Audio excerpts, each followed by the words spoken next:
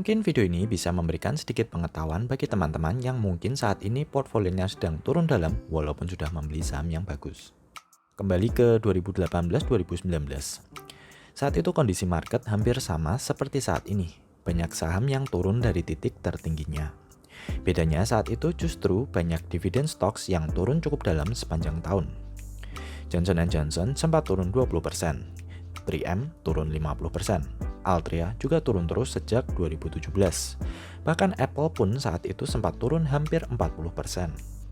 Bagi dividen investor, penurunan harga saham adalah kesempatan emas untuk entry, karena investor bisa mendapatkan yield yang lebih tinggi. Strategi dividen investor adalah membeli perusahaan yang rutin membagi dividen setiap tahun tanpa pernah menurunkan jumlah dividen per share yang dibagi. Dividen yield dihitung dari jumlah dividen dalam setahun dibagi harga saham. Misalnya Unilever membagi dividen 160 per lembar. Jika UNVR saat itu di 4.200, maka dividen yieldnya adalah 3,8%.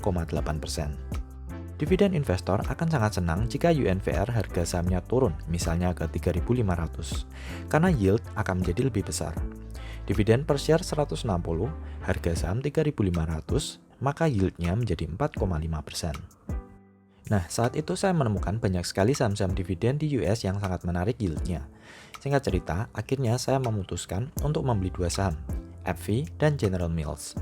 AbbVie adalah perusahaan biopharmaceutical, General Mills adalah perusahaan makanan seperti Indofood kalau di Indonesia. Kedua saham ini merupakan saham yang rutin dan terus menaikkan dividennya. Bisnis mereka juga sangat baik kinerjanya. Kedua grafik ini adalah histori dari pembagian dividen setiap tahun. AbbVie dan General Mills membagi dividen 4 kali setahun, rutin sampai hari ini. Jumlah dividen per share juga terus mengalami kenaikan tanpa turun sama sekali.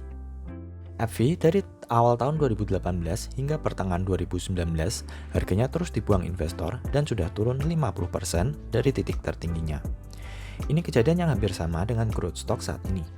Hampir 2 tahun saham bagus seperti AbbVie turun terus, padahal kinerjanya bagus. Akhirnya saya memutuskan untuk beli di harga sekitar $70. Saya mendapatkan starting yield yang sangat oke saat itu. Dividen 2018 $4,55 per lembar. Jika saya beli di harga $70, maka saya mendapatkan yield 6,5%. Jika teman-teman beli AbbVie di harga sekarang, maka yield yang teman-teman dapat adalah 4%. Sayangnya, di tengah jalan saya memutuskan untuk menjual AbbVie di sekitar $90 untuk membeli saham growth saat market rebound 2020 yang lalu. Lalu, jika seandainya saya tetap terus hold AbbVie sampai sekarang, berapa dividen yield yang akan saya terima?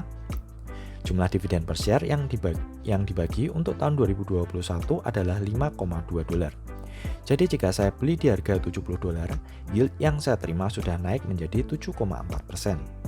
Jadi selama kita hold terus dan dividen per share selalu mengalami kenaikan setiap tahun, yield yang didapatkan akan semakin besar. Plus jangan lupakan kenaikan di sahamnya. Jika saya hold terus, maka saya juga mendapatkan capital gain hampir 100%. Jadi sudah dapat dividen yang jauh lebih tinggi dari deposito, dapat juga dari capital gain-nya. General Mills juga sama. GIS kode sahamnya malah lebih parah dari AbbVie. GIS sudah turun terus sejak pertengahan 2016 sampai akhir 2018.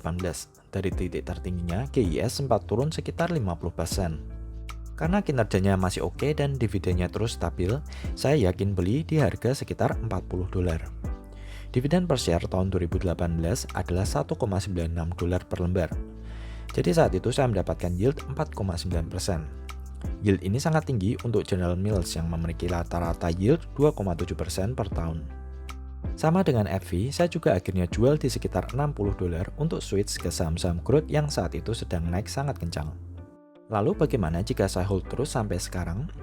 Dividen per share General Mills ternyata terus stabil hingga 2021 mereka bagi sebesar $2,04 per lembar. Dividen mengalami kenaikan dari 1,96 menjadi 2,04 per lembar. Jika harga beli saya di $40, maka saat ini yield saya adalah 5,1%. Walaupun tidak sebanyak AbbVie, tapi sudah cukup oke. Harga saham General Mills juga ternyata mampu recovery dan sudah hampir mencapai level tertingginya di 2016 sebelum crash. Jika saya hold terus, maka selain mendapatkan dividen 5,1%, saya juga mendapatkan capital gain hampir 70%. Melihat kasus ini, sebenarnya teman-teman tidak perlu putus asa jika saham-saham yang teman-teman hold mungkin seperti ICBP atau Unilever harga sahamnya turun terus. Jika teman-teman dividen investor, terus saja fokus ke laba perusahaan dan dividen yang dibagi. Harga saham suatu saat pasti kembali all time high. Justru, mungkin ini adalah kesempatan emas untuk mulai beli saat yieldnya besar. Oke, lalu apakah keputusan saya untuk menjual FV dan General Mills salah? Ternyata tidak terlalu salah juga.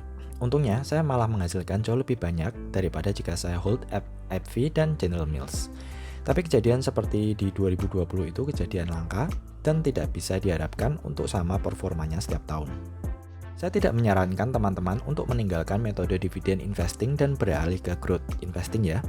Saya hanya bagi pengalaman saja. Saya juga manusia, jadi kadang saya juga tergoda untuk cuan lebih banyak. Saham dividen ataupun growth menawarkan dua hal yang berbeda. Sama-sama bisa turun, tapi saham dividen cenderung bisa memberikan rasa tenang karena memberikan investor cash flow yang stabil walaupun sahamnya turun.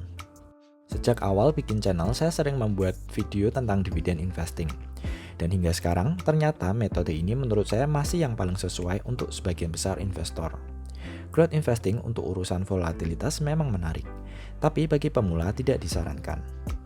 Oke, semoga sharing pengalaman saya ini bisa memberikan informasi yang berguna bagi teman-teman.